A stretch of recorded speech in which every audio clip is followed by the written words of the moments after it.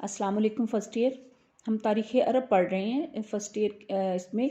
हमारा जो आज का चैप्टर है वो विलादत नबी करीम सल्लल्लाहु अलैहि वसल्लम से ताबेस्त नबवी है और ये हमारा लेक्चर नंबर जो है वो 18 है।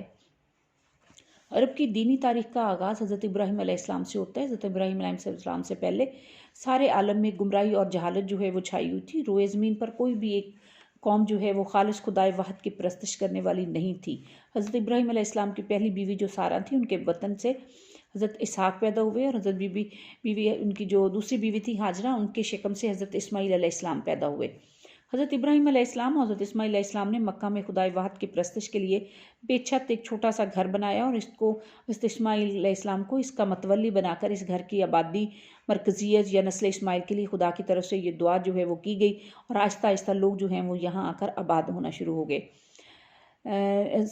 नबी करीम सल्लल्लाहु अलैहि वसल्लम के दादा अब्दुल मतलब जो थे, उन्होंने फिर इसकी जगह मतवली बने और अब्दुल मतलब ने मन्नत मानी थी कि अगर वो अपनी ज़िंदगी में अपने 10 लड़कों को जवान देख लेंगे तो उनमें से एक लड़का जो है वो खुदा की राह में कुर्बान करेंगे। उनकी ये आरज़ू पूरी हुई और मन्नत उतारने के लिए उन्होंने अपने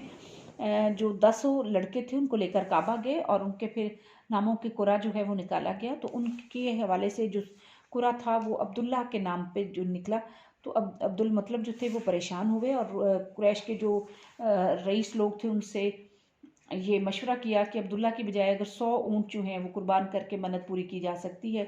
तो इसके बाद अब्दुल मतलब ने कबीला ज़हरा के रईस जो थे वहाब बिन मनाफ की लड़की आमना को हज़रत अब्दुल्ला के साथ शादी कर दी। शादी के थोड़े अरसे बाद ही हज़रत अब्दुल्ला का मदीना में इंतकाल हो गया और अब्दुल्ला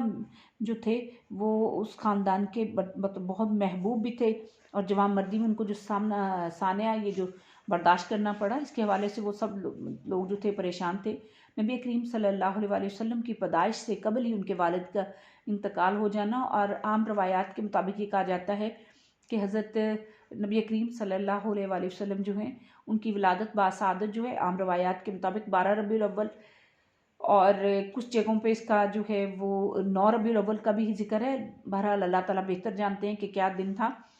लेकिन ये एक रवायत जो है वो आमुल फील का एक साल जो है वो कहा जाता है और उसमें ये बेहतरीन खूबसूरत सुबह थी जो कि बहार की एक आगाज़ होता है। इस तरीके से नबी करीम सल्लल्लाहु अलैहि वसल्लम दुनिया में तशरीफ़ लाए और फिर उसके बाद आपकी जब इतला जो है वो दादा को दी गई तो तमाम लोग जो हैं वो हज़रत आमना के घर बच्चे की मुबारकबाद जो थी वो उसको पहुंचाई गई और हज़रत आमना के बेटे की पैदाइश पर सब लोग बहुत खुश हुए और फिर इनका नाम जो है कुछ लोग कहते हैं कि अहमद और कुछ जगह पे है कि मोहम्मद रखा गया। मौरखीन ने बताते हैं कि चंद औरतों ने दूध पिलाने की कोशिश की, जिसमें सबसे पहले आपकी वालदा हज़रत आमना बीबी जो थी उन्होंने, और उसके बाद फिर अबू लहब की एक लौंडी थी सोबिया या स्वैबा भी इसको कहा जाता है, उन्होंने आपको दूध पिलाया और उसके बाद फिर आप नबी करीम सल्लल्लाहु अलैहि वसल्लम जो हैं अपनी वालदा माजिदा के साथ वालिद की कब्र पर ज़ियारत के लिए यसरब गए। तो वहाँ जाकर आपकी वालदा जो है रास्ते में ही उनकी मौत का सानिया जो है वो पेश आ गया और हज़रत नबी करीम सल्लल्लाहु अलैहि वसल्लम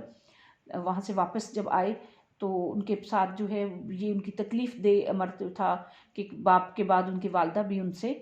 जुदा होगी। हज़रत अब्दुल मतलब की वफ़ात के बाद फिर हज़रत अबू तालिब के पास आप आए। हज़रत अब्दुल मतलब ने आपको कुछ देर पाला, उसके बाद जब उनकी डेथ हो गई तो फिर उनके चचा हज़रत अबू तालिब जो थे उन्होंने आपको अपने पास रखा और इसके बाद हज़रत अबू तालिब के साथ ही आपने उनकी ज़िंदगी में ही सफ़र शाम जो है वो किया और वहाँ पर जो थे एक बहीरा नामी राहब जो था वो आपको मिला और फिर उसने आपके अंदर जो आपका मुशाहिदा किया आपके, तो उनको ये एहसास हुआ कि जब आप जा रहे हैं तो आपके ऊपर एक ख़ास तौर पर एक बादल का टुकड़ा जो है वो आप पर साया किए हुए और ये किसी आम या नॉर्मल चीज़ नहीं थी, बल्कि ये एक ऐसा काम था जो कि किसी नबी या पैगंबर के साथ ही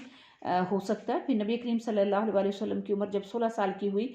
तो हरब फज्जार हुई, जिसमें इस जंग को एक तरफ कुरैश और बनु कनाना थे और दूसरी तरफ बनु कैस और बनु हवाज़न और ऐलान थे। इस जंग में ये था कि ये हराम महीनों में कत्ल गारत और ये लूट मार जो मना थी उसमें किए गए, यानी और वो कौन से महीने थे? मुहर्रम, ज़िका, ज़िलहज और रजब।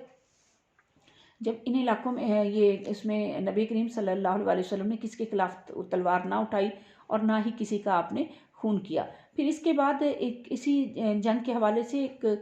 मुआहदा जो है वो उनके अंदर तय पाया और उसमें बहुत सारे जो लोग थे उनके नाम जो थे अक्सर के फ़ज़ल के नाम से थे, जिसको मुआहदा हिल्फुल फ़ज़ूल भी कहा जाता है। नबी करीम सल्लल्लाहु अलैहि वसल्लम इसके बाद आप हज़रत खदीजा जो थी उनका माल तिजारत लेकर गए, और रास्ते में आपके हज़रत खदीजा के जो ग़ुलाम थे मैसरा, उन्होंने आपके जो कुछ मुशाहिदा किया वो आकर हज़रत खदीजा को बताया। तो वो आपकी ईमानतदारी से और नेक नियति से, दयानतदारी से बहुत ज़्यादा मुतासर हुई। नबी करीम सल्लल्लाहु अलैहि वसल्लम उम्र के 35वें वर्ष में थे, तो आपने अहले मक्का ने अहरम काबा की इमारत को मुनहदम करके उसे दोबारा तामीर किया, और उस वक़्त फिर ये जो हजर असवद वहाँ पर था उसको नस्ब करने के लिए हर कबीले की ये ख्वाहिश थी कि हम ही इसको उठा कर लगाएं। फिर नबी करीम सल्लल्लाहु अलैहि वसल्लम ने अपनी फ़हम फ़रासत से ये काम किया कि उनको एक चादर में रख कर चारों जो वहाँ पर थे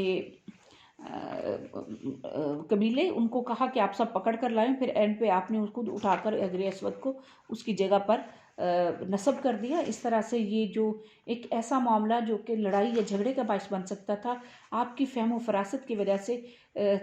उसको बड़े अच्छे तरीके से पाया, अंजाम तक पहुँचा, और उसके बाद नबी करीम सल्लल्लाहु अलैहि वसल्लम ने उसको अपनी जगह पर लगा दिया।